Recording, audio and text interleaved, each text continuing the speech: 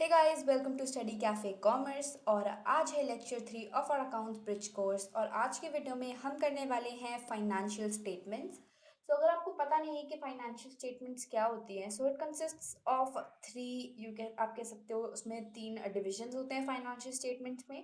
और इन तीनों को जब मिलाते हैं ना, तब आपका फाइनेंशियल स्टेटमेंट्स बनता है। सबसे पहले होता है ट्रेडिंग अकाउंट, जो मैंने यहाँ पे लिख रखा है, ट्रेडिंग अकाउंट।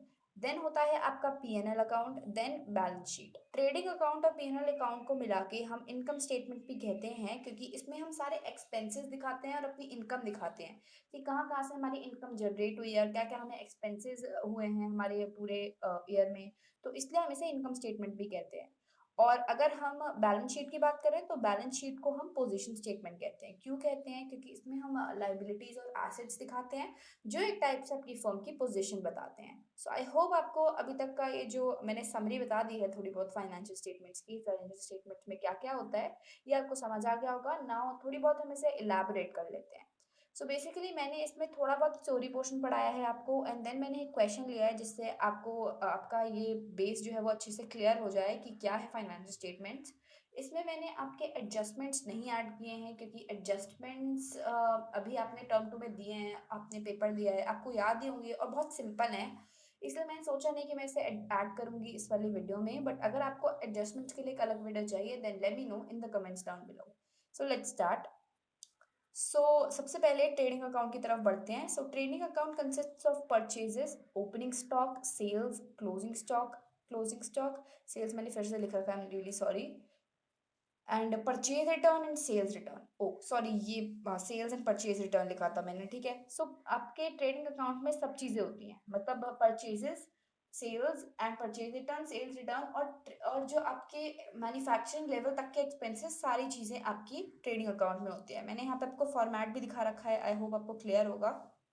तो देखो, जिस चीज से हमारे पैसे खर्च हो रहे हैं वो आती है टू साइड, और जिस चीज से हमारे पैसे आ रहे हैं उस वो आती है बाय साइड। ये डेबिट साइड होती है वैसे तो, और ये क्रेडिट साइड होती है, ठीक है। और आपका आपका पीएनएल का भी फॉर्मेट बिल्कुल ऐसा होता है, बस उसमें खर्चे जो है अभी बताऊंगी मैं आप लोगों को, अभी अभी से बता रही हूँ मैं। जब पीएनएल का टाइम आएगा तो हम पीएनएल के बारे में भी डिस्कस करेंगे।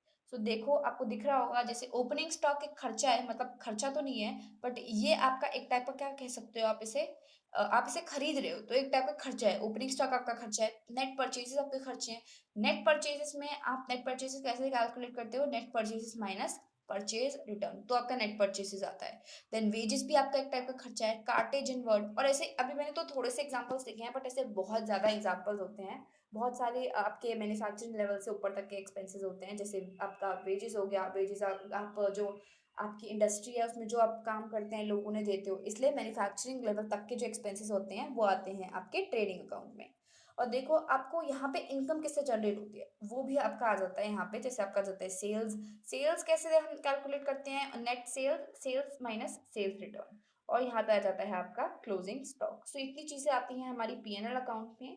हम पीएनएल अकाउंट से, आप कह सकते हो, एक टाइप से हम कैलकुलेट करते हैं ग्रॉस प्रॉफिट या ग्रॉस लॉस। ग्रॉस प्रॉफिट या ग्रॉस लॉस किससे कैलकुलेट किया जाता है? PNL account, sorry, trading account है। मैं बार बार पीएनएल बोल रही हूँ, बट याद रखना मैं ट्रेडिंग अकाउंट की बात कर रही हूँ, ठीक है।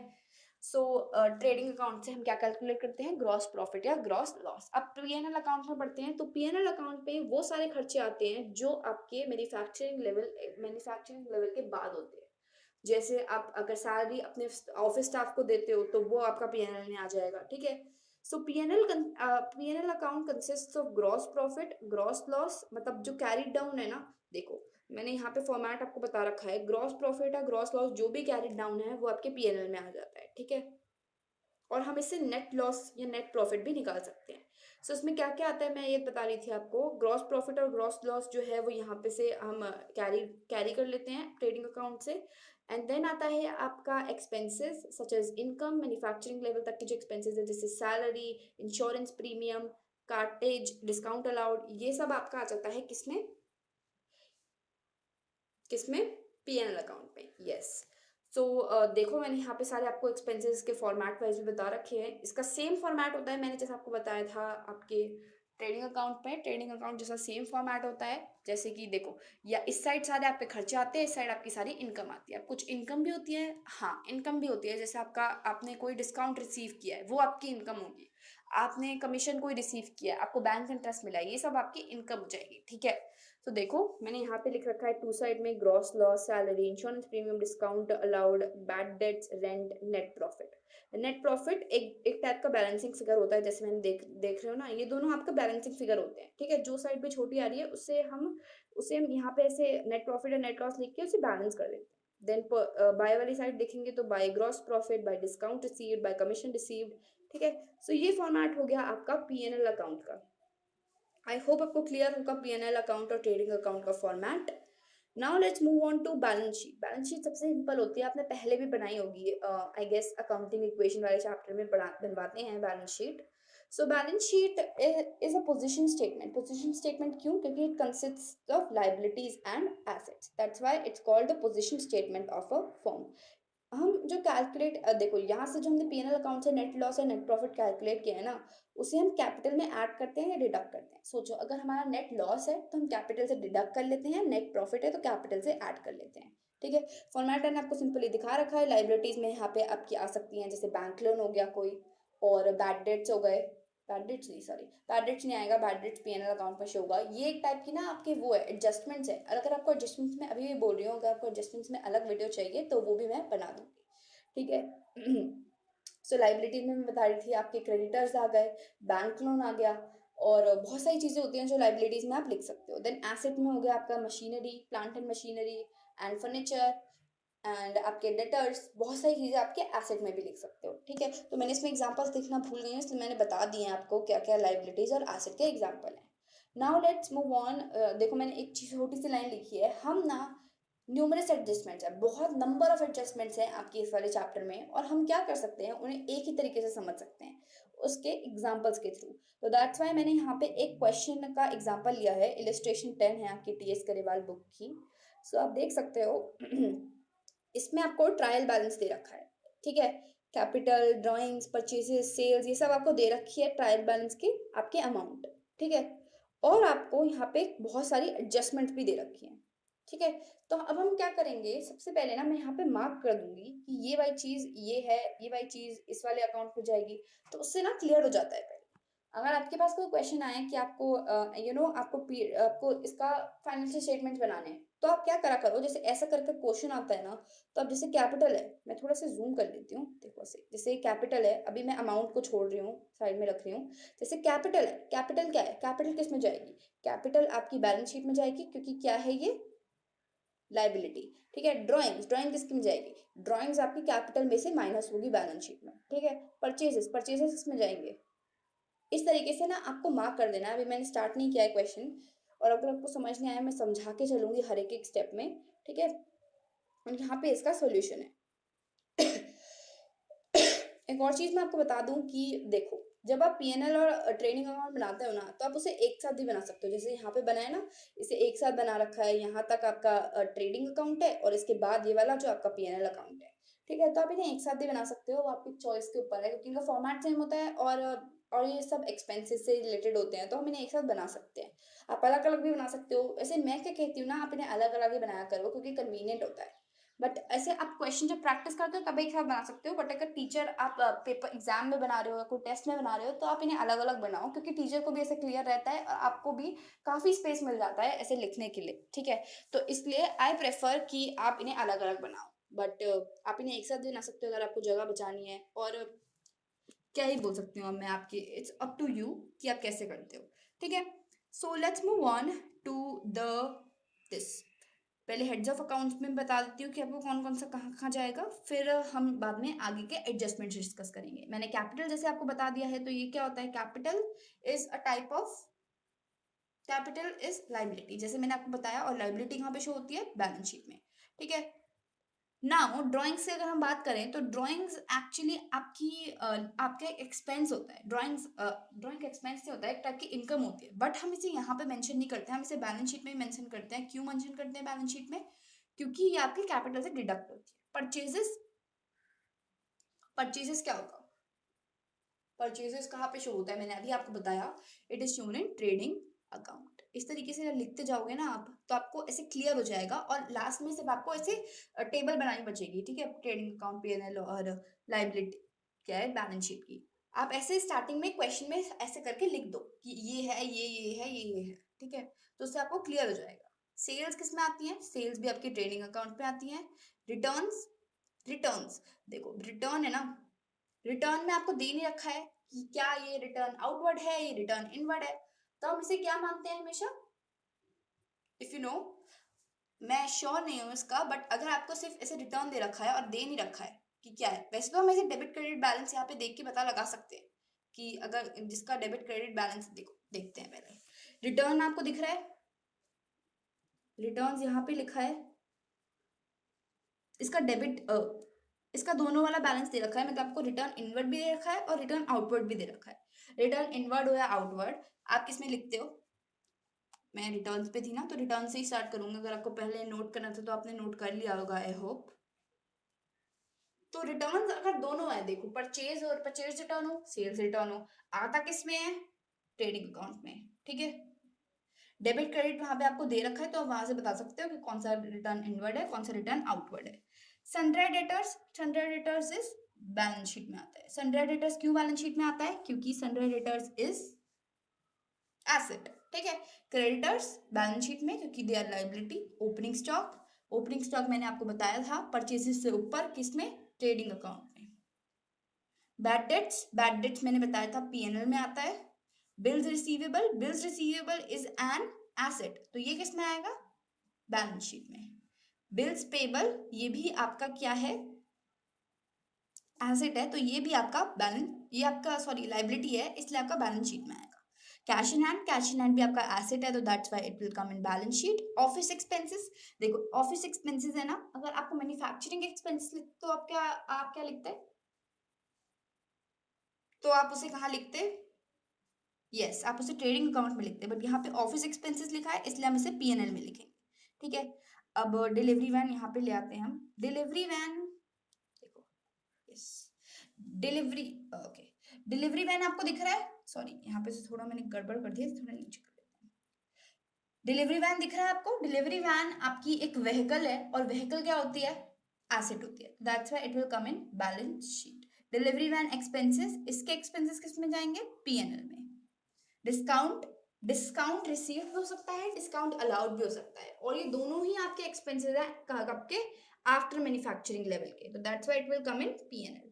और डेबिट क्रेडिट वहां पे लिखा होगा, मतलब इस साइड पे लिखा होगा, तो आप देख सकते हो वहां से। रेंट पीएनएल में क्योंकि आफ्टर मैन्युफैक्चरिंग होता है। Telephone charges PNL, postage expenses PNL, furniture balance sheet क्योंकि आपका एक एसेट है। प्रिंटिंग एंड स्टेशनरी पीएनएल, ठीक है। कमीशन, अभी कमीशन रिसीव्ड भी हो सकता है, कमीशन अलाउड भी हो सकता है, मतलब अब कमीशन आपको मिला है और आपने कमीशन किसी को दिया है, वो भी हो सकता है, तो वो आप यहाँ पे ना, यहाँ पे से चेक कर लो कि क्या है, डेबिट है क्रेडिट है। आपका होमवर्क है चेक करके बताना कि डेबिट, आप वो तो आप देख ही सकते हो होमवर्क क्या है इसमें। मैं ना अभी शिफ्ट नहीं करना चाह रही हूँ, वरना ये सब ये लिखा हुआ जो हट जाएगा, दैट्स वाई मैं अभी शिफ्ट नहीं कर रही हूँ, बट आप उसे देख के बता सकते हो कि आपकी कौन सी साइड जाएगा, टू साइड जाएगा, बाई साइड जाएगा, वरना ये क्या है, commission, commission always comes in PNL. Carriage inwards, carriage inwards is carriage on purchases, carriage inwards is carriage on purchases, that's why it will come in trading account। क्यों trading account में आएगा, क्योंकि purchases, purchase की जो भी चीजें होती है ना, वो आपके ट्रेडिंग अकाउंट में आती हैं। सैलरीज एंड वेजेस आपको दिख रहा है यहाँ पे लिखा हुआ, सैलरीज एंड वेजेस आपका किस में आ जाएगा, जल्दी बताइए भाई, ऐसे थोड़ा ना होगा। सैलरीज देखो, अब आपको दे रखा है दोनों, सैलरीज एंड वेजेस दोनों दे रखा है, और आप कंफ्यूज जाओगे इससे तो कि भाई वेजेस तो आपका ट्रेडिंग अकाउंट में होता है और सैलरीज आपकी पीएनएल में आती है, तो हम किस में लिखें, इसे मोस्टली हम पीएनएल में लिखते हैं। अभी मैं I am not sure about this, but अभी हम चेक करके बताएंगे कि पीएनएल में लिखते हैं या ट्रेडिंग में, but I am pretty sure कि पीएनएल में ही लिखते हैं, ठीक है। तो यहाँ पे हो गए हमारे ये वाले, एक बार मैं सैलरीज एंड वेजेस चेक कर लेती हूँ, ठीक है। सैलरीज एंड वेजेस,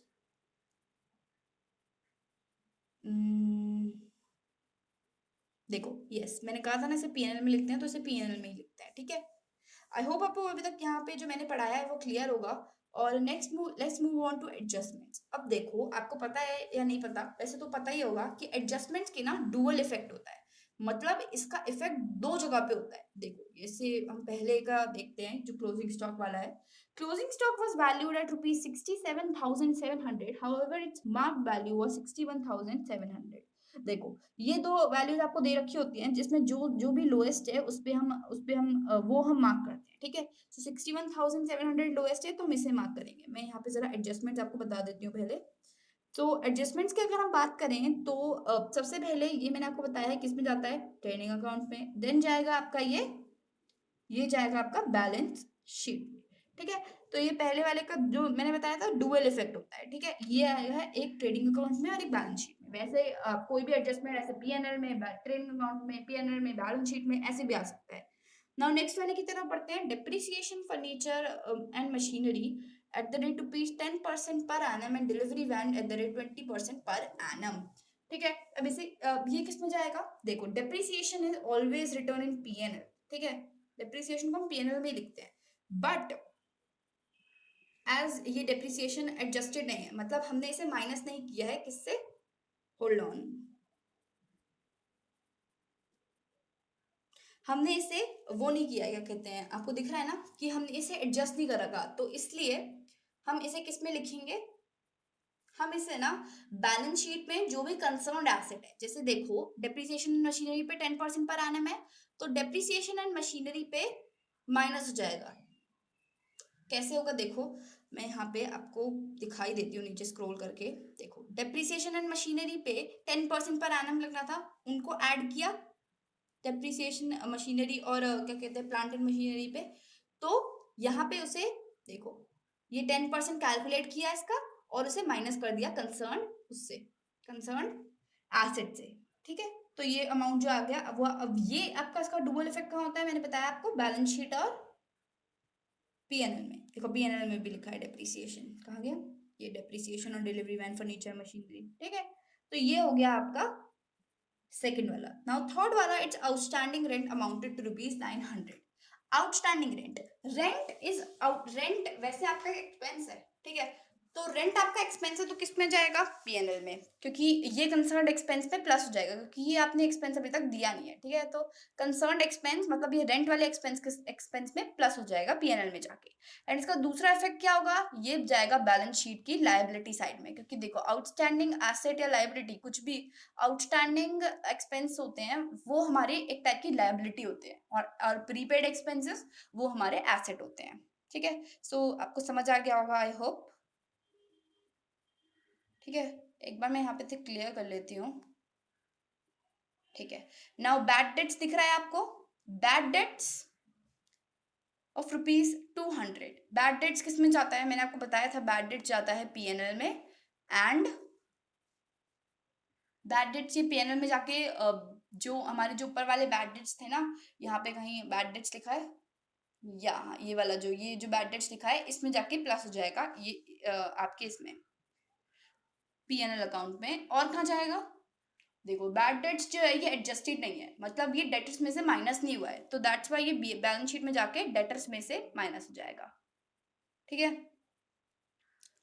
नाउ अगले अगले उस पे चलते हैं, अगले एडजस्टमेंट पे, which is charged 1/4 of salary and wages to the trading account, मतलब कि 1/4 ऑफ वेजेस जो है वो ट्रेडिंग अकाउंट में चार्ज हो गई है।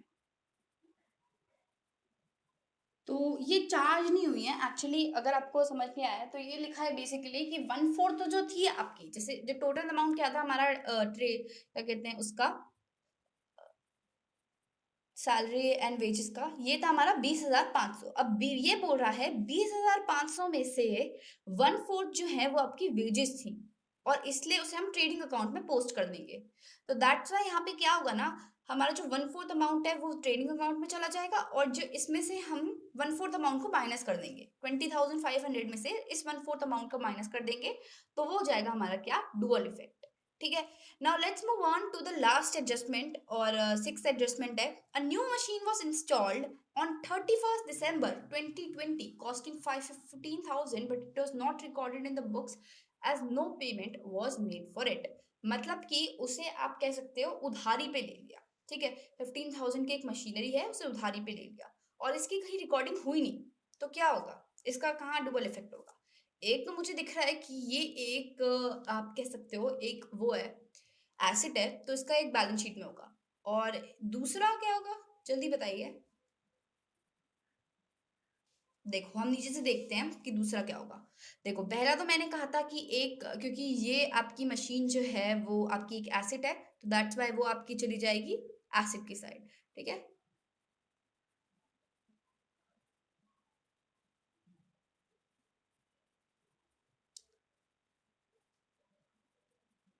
देखो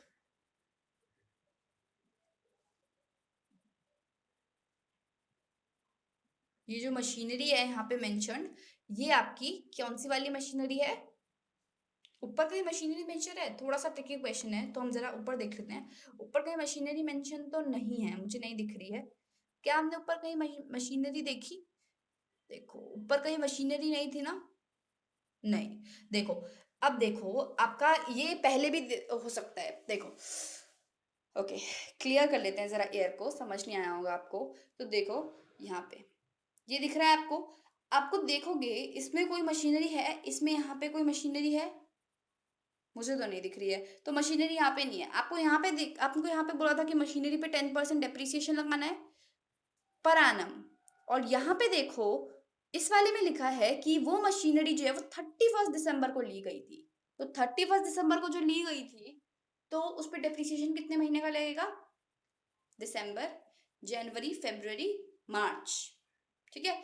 तो 3 महीने का सिर्फ डेप्रिसिएशन लगेगा। 3/12 का डेप्रिसिएशन लगेगा 10%। ठीक है, समझ आ गया होगा आपको।